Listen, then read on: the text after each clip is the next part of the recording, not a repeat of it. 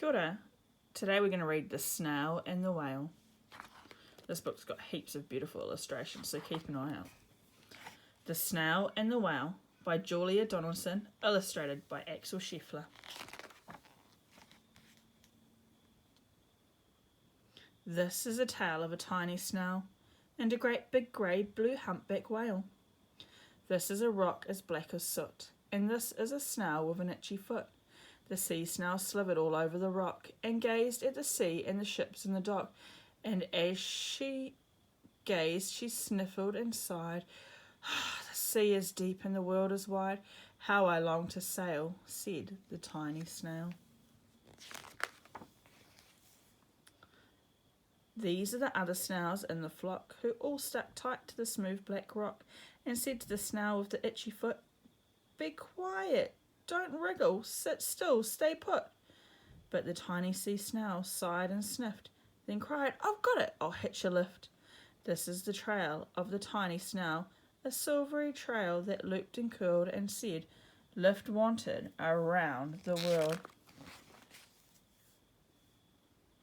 This is a whale who came one night when the tide was high and the stars were bright, a humpback whale immensely long, who sang to the snail a wonderful song of shimmering ice and coral caves and shooting stars and enormous waves.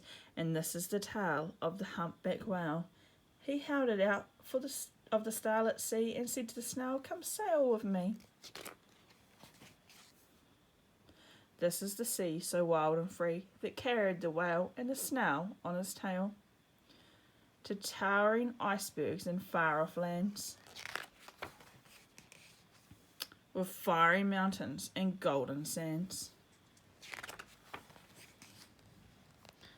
These are the waves that arched and crashed, that foamed and frolicked and sprayed and splashed the tiny snail on the tail of the whale.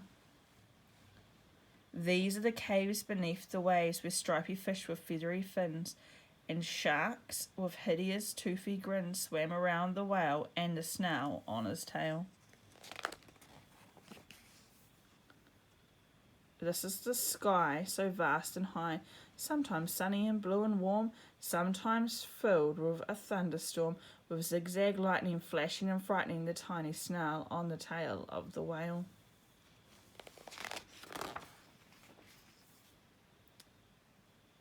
And she gazed at the sky, the sea, the land, the waves and the caves and the golden sand. She gazed and gazed, amazed by it all, and she said to the whale, "I feel so small."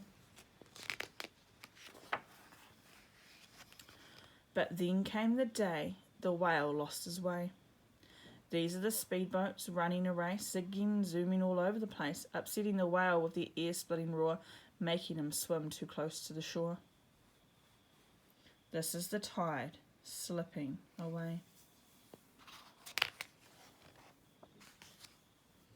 And this is the whale lying beached in a bay. "Quick, off the sand, back to the sea," cried the snail. "I can't move on land, I'm too big," moaned the whale. The snail felt helpless and terribly small. Then, "I've got it," she cried, and started to crawl. "I must not fail," said the tiny snail. This is the bell on the school in the bay, ringing the children in from their play. This is the teacher holding her chalk, telling the class, "Sit straight, don't talk." This is the board as black as soot. And this is the snail with the itchy foot. "A snail, a snail!" The teacher turns pale. "Look," say the children, "it's leaving a trail." This is the trail of the tiny snail, a silvery trail saying, "Save the whale." These are the children running from school, fetching the fireman digging a pool, squirting and spraying to keep the whale cool. This is the tide coming into the bay, and these are the villagers shouting hooray as the whale and the snail travel safely away.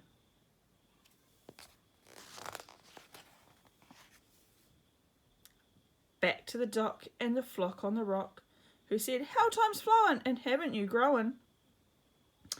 And the whale and the snail told their wonderful tale of shimmering ice and coral caves, and of how the snail, so small and frail, with her looping, curling, silvery trail, saved the life of the humpback whale. Then the humpback whale held out his tail, And on crawled snail after snail after snail. And they sang to the sea as they all set sail on the tail of the grey-blue humpback whale. Thanks for listening, guys.